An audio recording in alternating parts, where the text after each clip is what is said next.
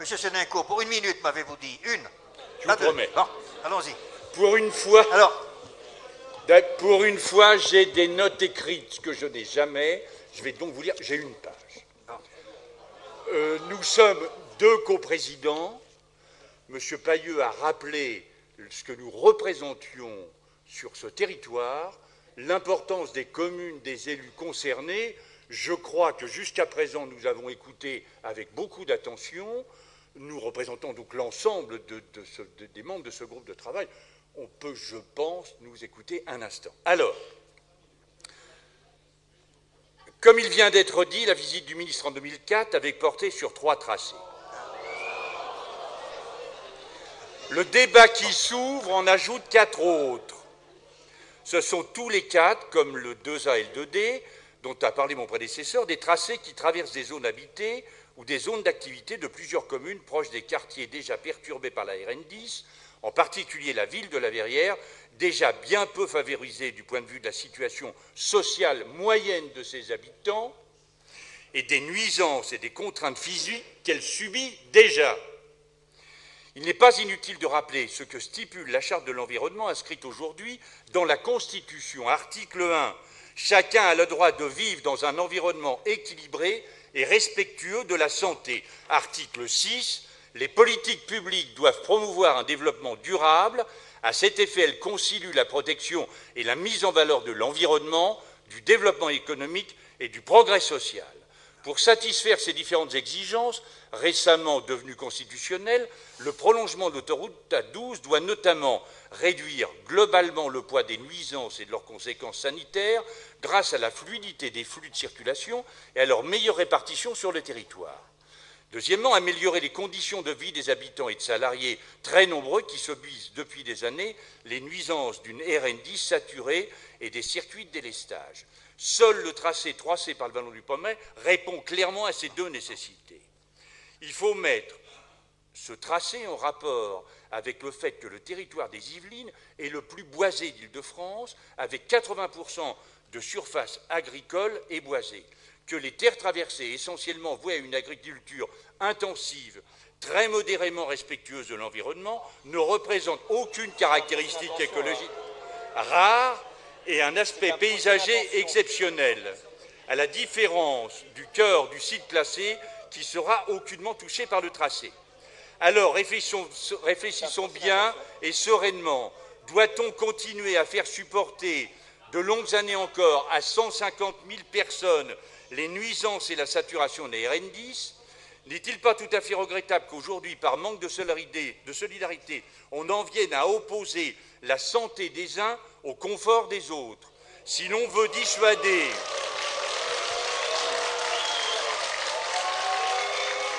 Si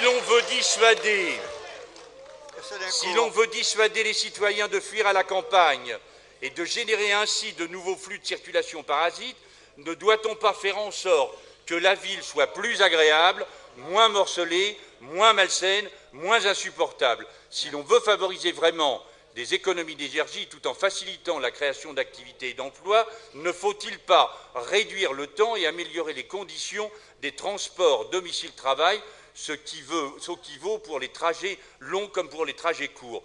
Répondre d'une manière simple, humaine à ces questions, dans le débat qui va nous occuper dans les 3 prochains mois, c'est bien répondre au fait que c'est le prolongement de l'autoroute par le Vallon du Pommeraye qui est le mieux adapté. Bien.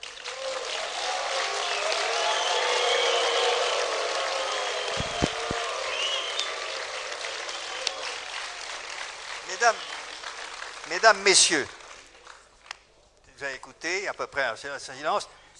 Il est 11h moins 10.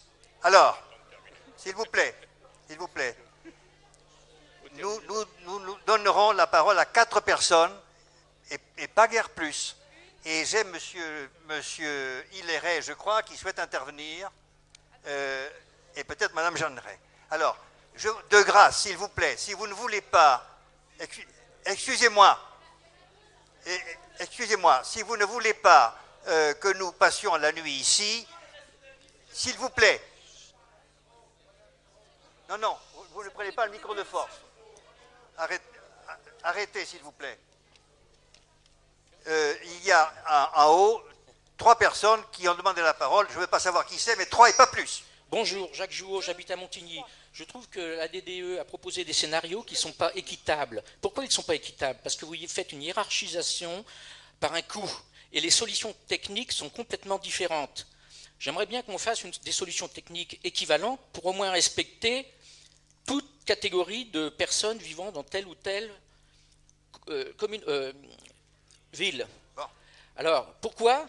Parce que vous nous avez chiffré la Nationale 10 aménagée sur 2 niveaux. J'aimerais qu'on fasse un chiffrage de la R12 aménagée sur 2 niveaux.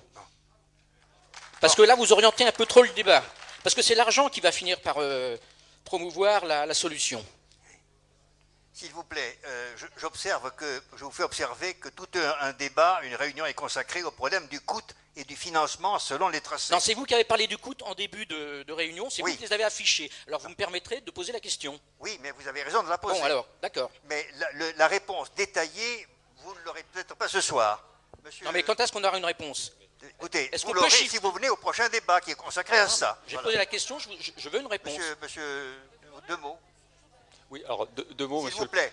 2 mots, Monsieur le Président. Bon, nous avons effectivement essayé, nous semble-t-il, l'esprit du débat public, présenter toute la gamme, toute la palette des familles et des scénarios qui étaient possibles.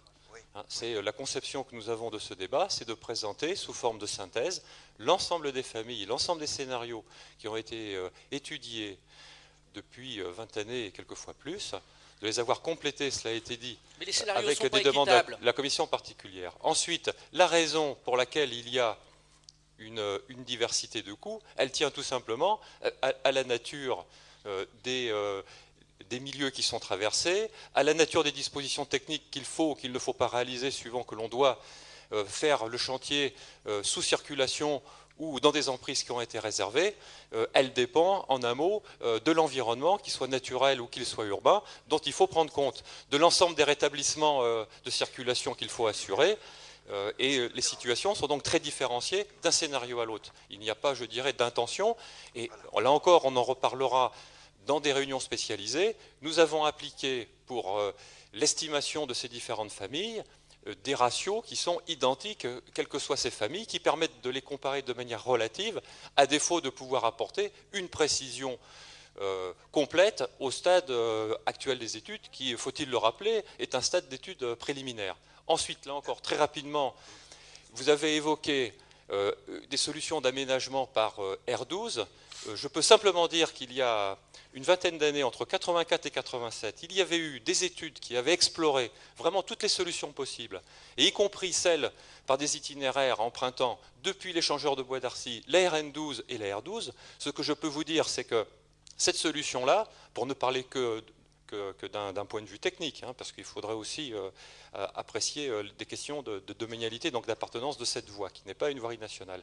Mais on traite un itinéraire, donc on ne traite pas uniquement R12 à tel ou tel endroit, on traite un itinéraire, et le problème, parmi les problèmes de cet itinéraire, il y a effectivement la coexistence avec le trafic de la RN12, avec la reprise de l'échangeur de Bois d'Arcy, qui est un échangeur sur lequel convergent actuellement trois autoroutes ou 3 axes principaux. Et donc ce n'est pas une solution qu'à l'époque nous avions jugé souhaitable de conserver. Non, très bien.